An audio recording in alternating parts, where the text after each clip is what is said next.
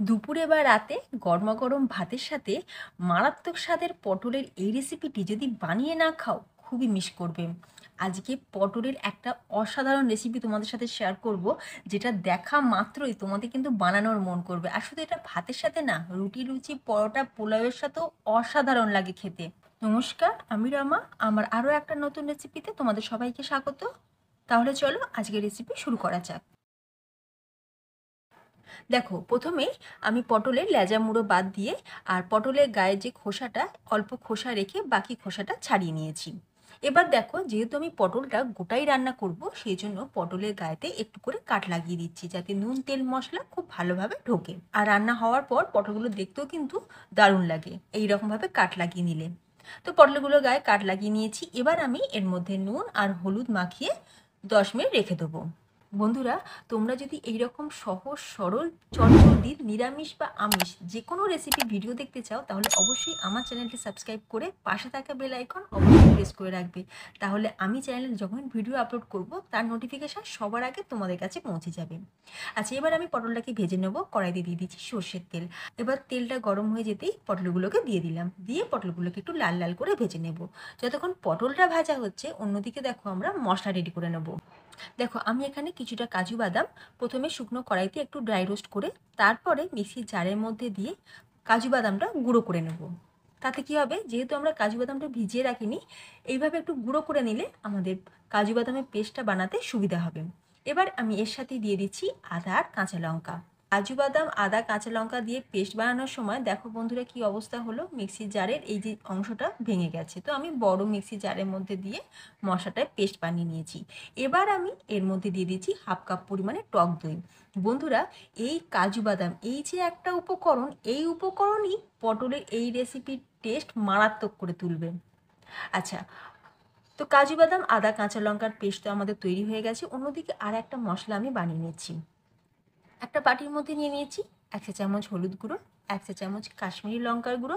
যদি তোমাদের হাতের কাছে কাশ্মীরি লঙ্কার গুঁড়ো না থাকে, তোমরা রেগুলারে লঙ্কা গুঁড়ো ব্যবহার করতে পারো।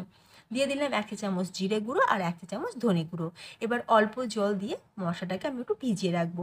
এইভাবে মশলাকে একটু ভিজিয়ে রাখলে কি হবে, মশলার টেস্টটা পুরো বাটা মশলার মতনই আসে। আচ্ছা, অন্যদিকে দেখো পটলগুলো কিন্তু আমাদের ভাজা হয়ে গেছে। গ্যাসের ফ্লেমকে মিডিয়ামে রেখে পটলগুলোকে একটু লাল লাল করেই ভেজে নিয়েছি। এবার আমি তেল থেকে তুলে রাখবো।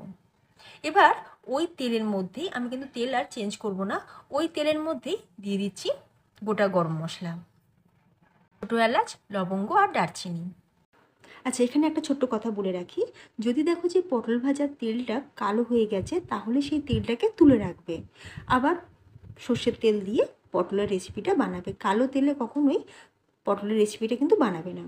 আর পটল ভাজার যে কালো তেলটা, ওটা কিন্তু আবার অনেকে ফেলে দেয়। ওটাকে ফেলে না দিয়ে ওটা তোমরা কি করতে পারো, যে কোনো উচ্ছে বা করলা ভাজার সময় ওই তেল দিয়ে ভাজতে পারো, বা শাক ভাজার সময়ও সেই তেল দিয়ে ভাজতে পারো। এবার যে মশলাটা আমরা জলে গুলে রেখেছিলাম, সেই মশলাটাকে অ্যাড করে দিলাম। দিয়ে এবার একটু ভালো করে কষিয়ে নেব। গ্যাসের ফ্লেমকে লো টু মিডিয়ামে রেখে মশলাটাকে একটু ভালো করে কষিয়ে নিতে হবে। আচ্ছা, এবার আমরা কাজু বাদামের যে পেস্ট বানিয়ে রেখেছিলাম, সেই মশলাটাকেও অ্যাড করে দিচ্ছি। দিয়ে এবার খুব ভালো করে এটাকেও একটু কষিয়ে নেব। এবার আমরা অ্যাড করে দিলাম ভেজে রাখা পটল।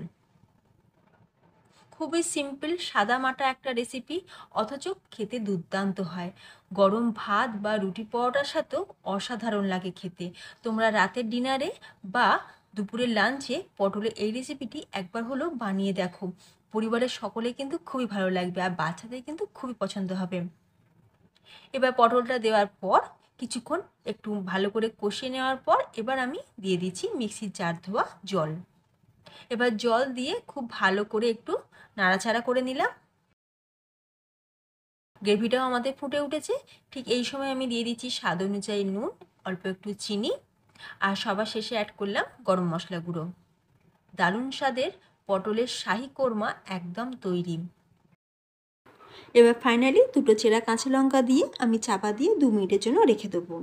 চাপা দিয়ে রাখলে কাঁচা লঙ্কার যে সুন্দর একটা ফ্লেভার খুব ভালোভাবে আসবে এই শাহী পটলের কোরমার মধ্যে, যাতে খাওয়ার সময় কিন্তু দুর্দান্ত লাগবে। তো 2 মিনিট পর আমি প্লেটের মধ্যে নিয়ে তোমাদের দেখাচ্ছি। তো দেখতেই পাচ্ছ কতটা লোভনীয় দেখতে হয়েছে। অল্প কয়েকটা উপকরণ দিয়ে অথচ শাহী পটলের কোরমা একদম তৈরি। আজকে রেসিপি ভালো লাগলে অবশ্যই ভিডিওতে একটা লাইক দিও, শেয়ার করো, তার সাথে চ্যানেলটি সাবস্ক্রাইব করে পাশে থাকার জন্য তোমাদের সকলের কাছে অনুরোধ রইল। তো ফ্রেন্ডস, ভিডিওটা আমি এখানেই শেষ করছি। তোমরা সকলে ভালো থেকো, ধন্যবাদ।